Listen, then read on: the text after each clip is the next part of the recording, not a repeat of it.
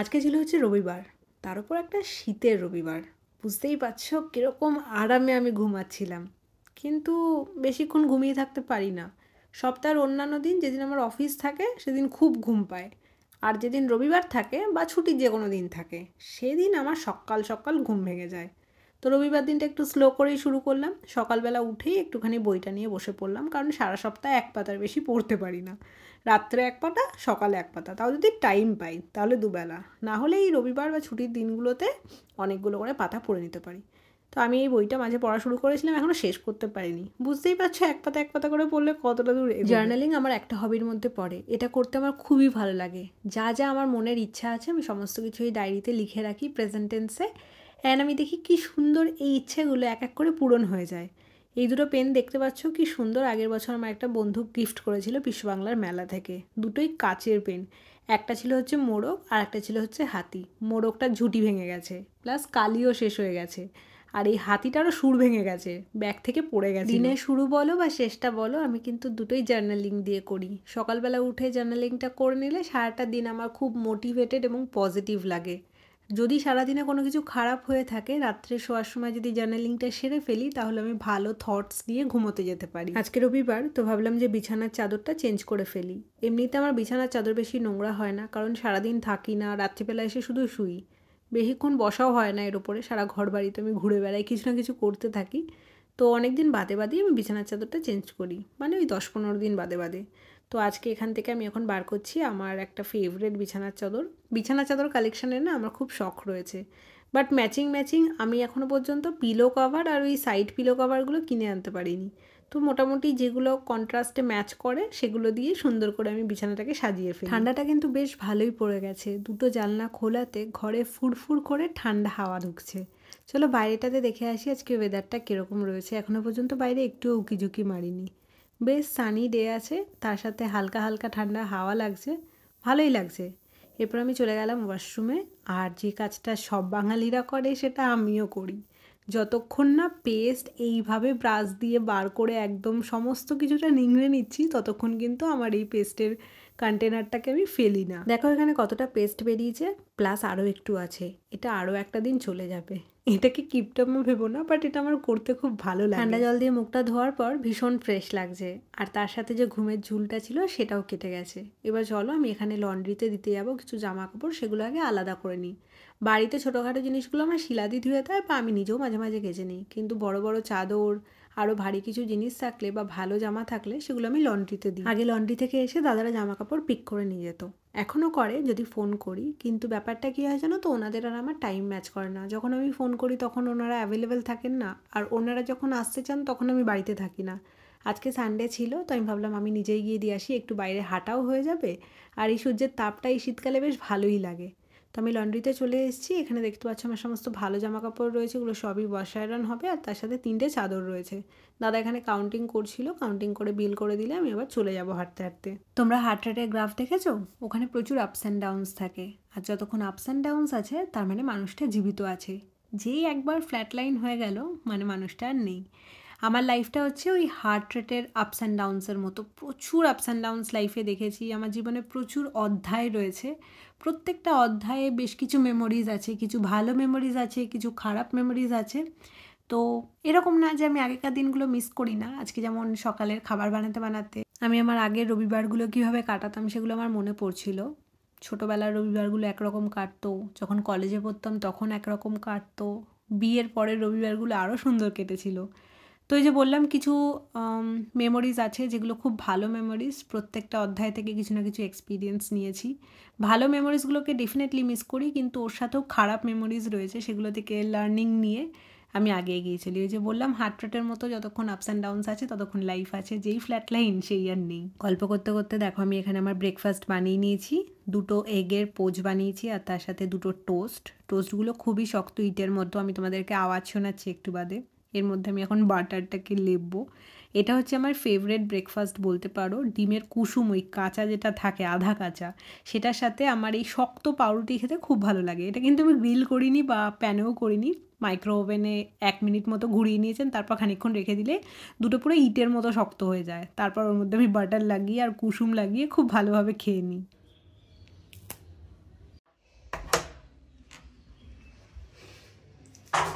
তোমরা আমাকে অনেকেই জিজ্ঞাসা করেছিলে যে তুমি কি কালার ইউজ করো, এটা উইদাউট প্রমোশন বলতে। তো প্রমোশনেই আমি পেয়েছিলাম বিব্লান্টের এই হেয়ার কালারটা, আজ থেকে প্রায় 1 বছর মতো আগে। তারপর এটা ইউজ করে এত ভালো লেগেছিল, আমার চুলে এই কালারটা খুব ভালোভাবে ধরে। এর ভেতরে না পাউচ পাউচ হিসেবে থাকে, যেটা কিনা 5 মিনিটে তোমার হেয়ার কালারটাকে সুন্দরভাবে করে দেবে। এগুলো ডার্ক ব্রাউন, চকলেট, অনেকগুলো কালারে আসে, বাট আমি ইউজ করি ব্ল্যাকটা, কারণ আমার গ্রে হেয়ারে ব্ল্যাক ছাড়া আর কিচ্ছু ধরে না। হেয়ার কালারটাকে লাগানোর পর চিরুনিটা আমি ভালো করে ধুয়ে নিলাম, কারণ চুল আঁচড়ে আঁচড়ে আমি কালারটাকে চারিদিকে স্প্রেড করি। আর এই দেখো আমি কালার লাগিয়ে নিয়েছি। বলে তো 5 মিনিটে হয়ে যায়, কিন্তু আমি 10-15 মিনিট মতো রেখে তারপরেই ওয়াশ করি শ্যাম্পু দিয়ে। তো এটা আমার দারুণ কাজ করে, এটা তোমরাও ইউজ করতে পারো। তারপর আমি স্নানটা সেরে নিলাম আর এখানে জামা পরে নিয়েছি। আজকে জানো তো আমার দুপুরে কোনো রান্না করতে হবে না, কারণ আমি খাবো হচ্ছে মাসির বাড়িতে। যেহেতু ক্যাফেটা মাসির বাড়ির ওখান থেকে প্রায় 10-15 মিনিট মতো লাগে, তো মাসি প্রায় প্রত্যেক রবিবারেই বলে যে আমাদের এখানে এসে খেয়ে যা, কিন্তু আমার যাওয়া হয় না, আমি ক্যাফে থেকে ঘুরে চলে আসি। আজকেও সকালে মাসি ফোন করে জিজ্ঞাসা করেছে আমি যাবো কি না। আমি বলেছি আমার যাওয়ার ঠিকঠাক নেই, কারণ যদি বলি যে যাবো মাসি আজকে তোমাদের বাড়িতে, মাসি আর মেশো যে কত রকমের রান্না করে রাখে, কত রকমের মাছ নিয়ে আসে। তো আমি চাই না যে আমার জন্য আলাদা করে কেউ কিছু করুক, বাড়িতে যেটুকু যা থাকবে সেইটুকুই আমি খেয়ে আসবো। যদি আমি এখন বলে দিই তাহলে ওরা অনেক অ্যারেঞ্জমেন্ট করবে, ওই জন্য আমি বলেছি আমার ঠিক নেই যাবো কি যাবো না। তো এই দেখো আমি এখানে রেডি হয়ে গেছি আর ভীষণ ফ্রেশ লাগছে। আজকে আমি আইলাইনারও পরেছি অনেক দিন বাদে, তাও আবার ব্রাউন কালারের। আজকে যে শুধু মাসির বাড়ি ঘুরতে যাচ্ছি তাই নয়, এই দুটো মেটেরিয়াল আমার কাছে অনেক দিন ধরে পড়েছিল। ছোটোবেলায় মেশো আমাকে গেঞ্জির জামা বানিয়ে দিত, কারণ আমার মেশোর বাড়িতে গেঞ্জির কারখানা রয়েছে, মেশোর নিজের কারখানা। তো এই দুটো মেটেরিয়াল ভাবলাম মেশোকে দিয়ে আসি, মেশোকে দুটো ডিজাইন দিয়ে আসবো, অ্যান্ড যদি আমাকে সেরকম মতো বানিয়ে দিতে পারে। একটা জর্জেটের মেটেরিয়াল ছিল, যেটা আমি এখন তোমাদেরকে দেখাচ্ছি, আর নিচেরটা হচ্ছে লিনেনের, খুব সুন্দর প্রিন্টের।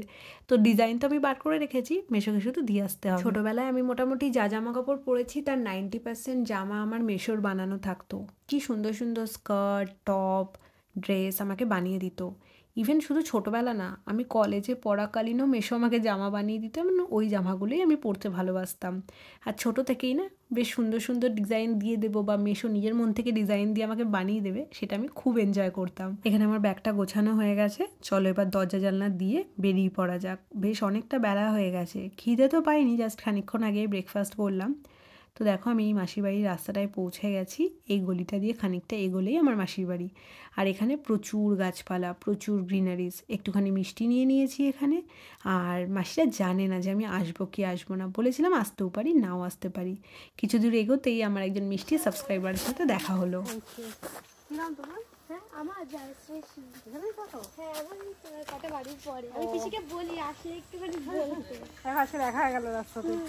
Jayashree, thank you so much বাবু, তোমার সাথে কথা বলে আমার খুব ভালো লেগেছে, কিন্তু দেখো ক্যামেরাতে মুখটাই ওঠেনি। যাই হোক, আমি মাসির বাড়িতে ঢুকে গেছি আর আমার বোন দেখতে পাচ্ছি বাইরে বসে পড়ছে বা পড়াচ্ছে হয়তো।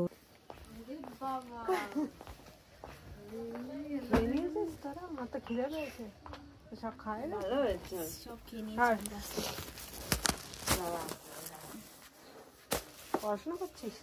পড়ছিস ও পড়াচ্ছে? দুজনেই পড়ছিস? সবাই তো পুরো অন্ধকার, সব ঘুমাচ্ছে। হ্যাঁ, উঠা বসে তাড়াতাড়ি। আর একজন কই? বোনেদের জন্য আমি কিছু কসমেটিক্স নিয়ে এসেছিলাম, তার মধ্যে থেকে দেখো ওই ফেস পাউডারটা পুরো গুঁড়ো গুঁড়ো হয়ে গেছে আসতে গিয়ে। তো আমি বললাম এটা খোল দেখ, এটা জ্যান্ত আছে কি না। তারপর দেখলাম এটা আস্ত রয়েছে। যাক, তাও একটা তো ভালো আছে। দুজন এখানে। হ্যালো হ্যালো হ্যালো বলছে, বলছে বলছে এদেরকে টুল ধরে